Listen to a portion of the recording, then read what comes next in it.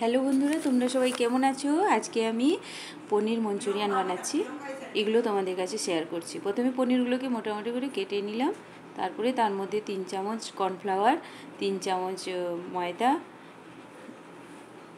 আদা রসুন বাটা, soya sauce 1 চামচ, আর কাশ্মীরি লঙ্কা গুঁড়ো, গরম মশলা পাউডার 1/2 চামচ, লবণ আর জল দিয়ে ভালো করে মাখিয়ে নিলাম।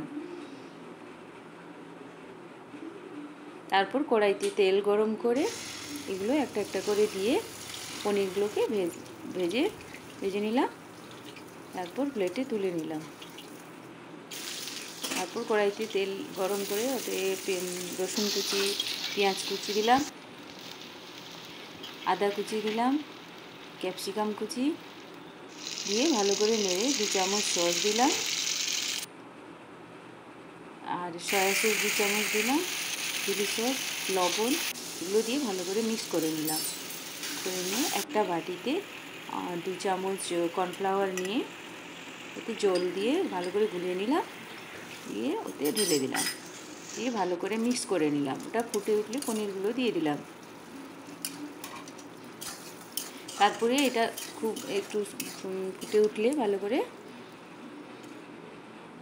এটাকে নামিয়ে নিয়ে ওর উপর ধনেপাতা কুচি ছড়িয়ে দিলাম। আপনারা বানিয়ে দেখবেন, এটা খুবই ভালো লাগবে।